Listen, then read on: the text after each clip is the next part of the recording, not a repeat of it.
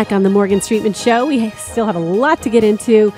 Starting with Morgan, we want to talk about what happened with the Biden administration, the CDC, and what they were doing with social media to get themselves into some trouble. Yeah, the Biden administration's been heavy-handed with social media, and you may have heard some of this, depending on how broad your reading and watching of different news sources is, because I don't think this is coming out through the mainstream. I don't think the mainstream media is really heavy on some of these issues, but the Biden administration just got smacked down by the U.S. Fifth Circuit Court of Appeals. Of course, Biden administration, I think, is planning to appeal this to the Supreme Court now, which will be very interesting because that may actually establish something definitive on what the Biden administration has been doing. But the Fifth Circuit Court of Appeals did not set aside an injunction entered by a lower court against the Biden administration. And the injunction basically says that they can't engage in this broad pressure campaign that they've been engaging in. Read directly out of the ruling. It says the officials, we're talking about the Biden administration officials, have engaged in a broad pressure campaign designed to coerce social media companies into suppressing speakers, viewpoints, and content disfavored by the government. The harms that radiate from such conduct extend far beyond just the plaintiffs. It impacts every social media user. That's what the Fifth Circuit said. 3-0 decision. Obviously, what Biden administration was engaged in, which we found out about through the Twitter files, but we already knew it. How do we know it? Because we could see the effects of it. We could see people being banned from social media. We could experience shadow banning ourselves. We could see the Morgan Streetman Show being, banned from YouTube for talking about things that have turned out to be true, but at the time were called disinformation. If you remember that. We've seen it. We've lived it. And you probably have too if you're on social media. In fact, I'm mostly off social media for that very reason. So where are you now?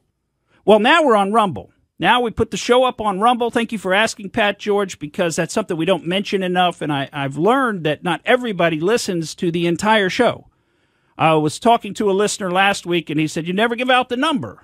I said, we usually give the number out, but it's usually at the beginning only. But we'll give you the number if you want to call and talk about this. If you experience some kind of throttling or shadow banning on social media or otherwise felt like your posts or maybe things that you wanted to look at were restricted or banned, we'd love to hear from you. And, of course, the number to call, as always, is 888-404-1010.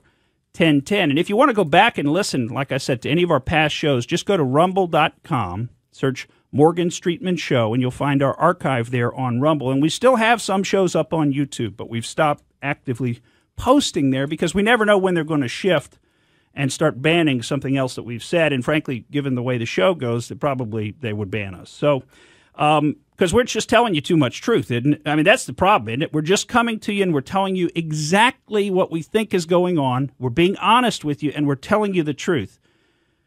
And in a time of universal deceit, which is just about where we live right now, telling the truth becomes a revolutionary act. So we become enemies of the state, just like the other social media users that became enemies of the state and had the Biden administration with direct lines to the social media companies saying, hey, ban this user for his or her posts.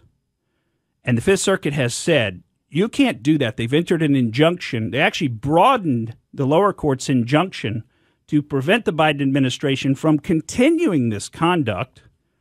But, knowing how these folks are, I mean, they'll probably just keep trying to do it, right? I mean, Biden administration's been slapped down for their student loan giveaway. Remember that? And what did they do the day after they got slapped down by the Supreme Court? They did another student loan bailout, and they went under another section and said, oh, now we think we found the right section. Bull. They know exactly what they're doing. I mean, don't you get it? They're doing it on purpose. They know exactly what they're doing. It's part of a plan. To me, it looks very much like the actual playing out of the Cloward-Piven strategy. Destroy the state through mismanagement. That's basically what it is. Destroy the state through mismanagement so we can create the situation for a socialist revolution. And is that the plan? I don't know, but it sure seems like it, doesn't it? Sure seems like what's going on. I mean, even the Wikipedia co-founder has now come out and basically said Wikipedia has been totally co-opted, totally hijacked, and it's now part of the InfoWar. And I'm not talking about InfoWars, Alex Jones's site, although he's been on the InfoWar discussion saying, hey, the future of warfare is information warfare. It is a war for the mind. And if you look back at what the Army has been, well, not just the Army, the entire U.S. military has been doing, that's exactly what they've been saying since the late 90s, is the future of warfare is in the mind. It's a mind war. And we've talked to you some about that colonel from out in the Presidio in San Francisco, Michael Aquino, who was a high-level Satanist. We've told you about him before, and was the head of the Army psychological operations. He was practicing all kinds of crazy stuff, all kinds of black magic, drug use, other things to try to achieve mind control, propaganda, mind control. This is all about controlling the mind. They're saying wars will be fought without even a single bullet being fired. It's all about basically mesmerizing, hypnotizing, propagandizing, manipulating people. It's all about changing people's mind. In other words, get them to, you can have people that will put themselves into chains. They will lock the key on their own chains. And I mean, it's basically what we see now. People are just kind of rolling over because, you know what? Hey, at least it didn't come down on me. They're coming after somebody else right now. Somebody else's free speech is in jeopardy, but right now it sort of seems like mine's okay. Well, what you're not really understanding is how much manipulation around the edges that they're doing in terms of what you can see and what you can say. And they're literally changing your mindset by doing that. And you got to understand that. You got to be aware of that. Yeah, the Wikipedia co-founder, Lawrence Mark Sanger, says that U.S. intelligence agencies have been manipulating the Wikipedia online website for 2 decades.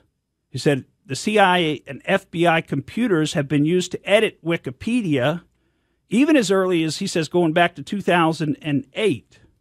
So what you've got is you've got a system, and this is why there was value. We've got a system that can be changed, just like in 1984. Remember, in 1984, nothing's written down because the entire history is fluid. Because the history, what happened is whatever the party says happened. And that's why the party can say 2 + 2 = 5. And you can say, wait a minute, I'm pretty sure 2 + 2 = 4. And if you say that, you're going to be punished because that's the wrong thing, because the party already told you that 2 + 2 = 5. So when you can come to an understanding that 2 + 2 = 5, now you have truly graduated. Now you can be a full member of the party because you know what it's like to live in a complete unreality and convince yourself that it's not false. Because that's what people are doing. They're going to live in a falsehood, yet convince themselves it's not false. So anyway, I think there's a lot there. I'm glad the Fifth Circuit really slapped down the Biden administration for what it's done on social media. The sad thing is I don't think the Biden administration cares. I'm sure they're probably trying to work around this just like they try to work around all these issues. And, we had a story for you several weeks ago. I don't think we're going to run with it today, but it was about a professor out at Berkeley, actually the dean of Berkeley Law School out in California, University of California, Berkeley. And he was basically speaking to his students and saying, yeah, there's this new, Supreme Court ruling that affirmative action, we can't, basically can't make admission decisions based on race. But we're still going to do that. So basically, we're still going to do it. We're just going to hide it, is what he said. And he said, if you ever put me under oath, I'm going to say that I never said that. I mean, this is the guy in his class is saying that. We have the clip, but I don't think I'm going to run with it. But the point is, that's their mindset. Their mindset is they don't follow the law. And they're the same ones conducting lawfare against Trump, trying to say, well, you didn't follow the law here, you broke the law here, broke the law there, and they're basically making stuff up, made for TV. Nonsense. But these same people don't show any fidelity to the law themselves. If they don't like it, they're just like, hey, we're not going to really do that. We're going to hide that, and we're not going to do it. Oh, okay, I thought the law was so important. I thought no one was above the law, but I guess not. I guess if you don't like the laws, then you don't have to follow them. You can just make up the law as you want to live it. And that's what these politicians are doing. They're just making up the law. They're running roughshod over our constitutional rights. And next segment, we've got a story for you coming out of New Mexico. This is almost a tipping point. I mean, this is something you're going to try. They're going to try to expand emergency powers again. Remember what they did during COVID? They said, hey, we know what the Constitution says, but that doesn't apply during an emergency. Come on. So I can just make up laws. I can say businesses have to be closed. I could say people can't go out and about. I could say you can't leave the state or come into our state. I can make up all these laws like the governors did around the beginning of COVID because it's an emergency, and that's different. Okay, you got to put the Constitution away for an emergency.